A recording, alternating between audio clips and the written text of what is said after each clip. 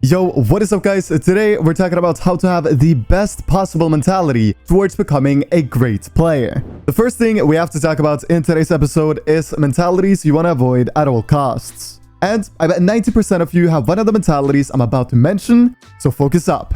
The first mentality is the "why are they playing like that?" mentality. And this one often happens if someone decides to fight us in Storm, on Baggage in Moving Zones or 50-50, or if someone full build fights against us on Height. When these things happen, when we get fought in Storm, or someone shoots at us on the Baggage of First Moving or 50-50, we say, why are they playing like that? And this mentality completely takes away from what you really want to think.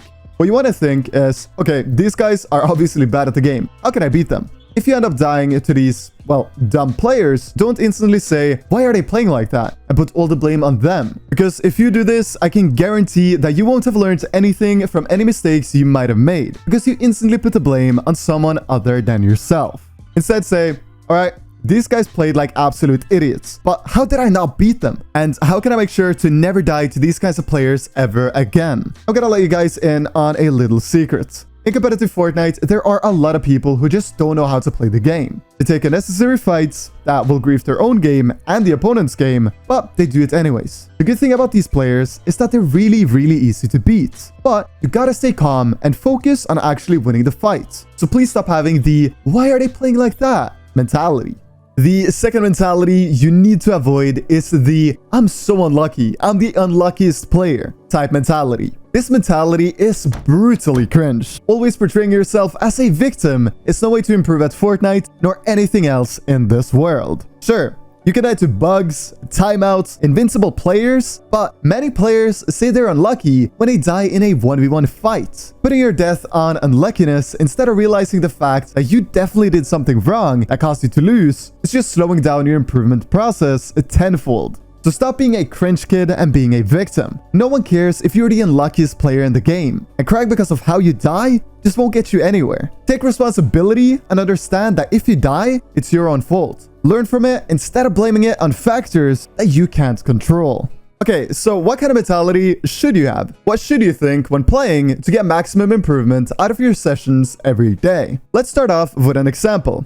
You're playing a solo arena game and you die in a fight that took ages. Instantly, just don't say anything. Just be quiet and think about how you could have possibly won that fight. Me and iDrop actually talked about how iDrop improved like crazy when he took everything he played seriously. Arena, creative, customs. So what I recommend is when you die in fights, just quickly look over your perspective in replays and actively think, how can I hit more pump shots? How can I get hit for less damage? Then, if you're curious, which you should be because you just died in arena, quickly have a look at how your opponent played to beat you. This way, you can easily isolate your weaknesses. Do you have bad peaks? Do you build too much and shoot too little? Is your pace completely off in fights? This quick little recap of your death shouldn't take longer than 2 minutes max. It's such a very small effort for so much potential improvement. Then, you want to do the same thing when you die in customs. Quickly go over how you could have played the endgame differently. Actively think all the time about all the different ways you could have played it, and think what would have been the most optimal way to set yourself up for success. Moving on, I need to touch on how to stop tilting or raging hard, because quite a few players tilt or rage very easily, causing them to play much worse in their following games. If this sounds familiar, I have a super easy tip for you. And this is actually something that worked for me. Back in the World Cup days, I used to be a rager. I raged hard when I died, but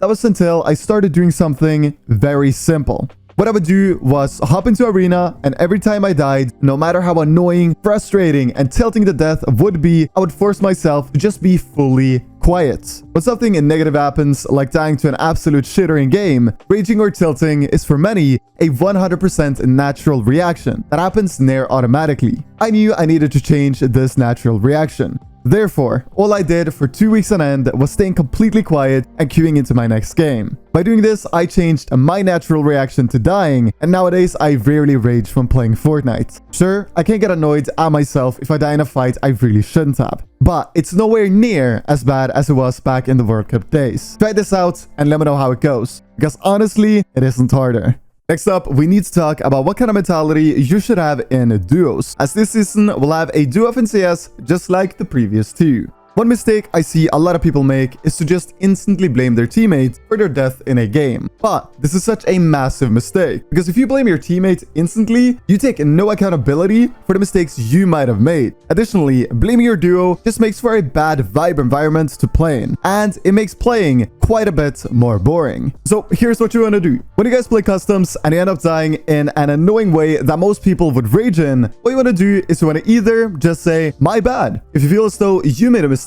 And if you feel like your duo made a mistake, just say, there's a reason why we practice, to make mistakes and learn from them. This mentality is what has made me and my teammates improve the most, because my teammates always know that if they go for a play in customs and it doesn't work out, it is whatever, because we practice to try new things, fail, learn from them, and then improve. We don't practice to get 5th place every game we play. We try new things to see if they work better, and getting mad at your duo during practice is honestly just ridiculous, but more so in tournaments. Obviously, in tournaments, you need to have a good mentality, and you need to be the teammate that keeps the good team mentality up. If you have a few bad games, just let your teammate know that if you play well in the next 3 games, you're back in it, and tell them to focus up. By doing this, you show that you want to keep trying, even though it isn't going so well currently, and that might inspire your teammate to try as well. The last thing I want to talk about is you gotta stop focusing on the things you can't control. Stop trying to get $10,000 in earnings and start setting goals like practicing for 2 hours every day. This mentality shift will make you so much better than just going for $10,000 in earnings or 50k PR. Because as much as you can control your tournament placements, you need to practice for them. A lot of people who set goals of high earnings or high PR get burnt out really easily if they don't reach their goals. Therefore, it's important we make goals that we can 100% achieve as long as we work for them. Some amazing daily goals you can set for yourself are playing X amount of customs a day and VOD them all, or VOD one game from a pro player per day and playing X amount of customs, or if you need to improve fighting, killing 100 players in arena before you hop off.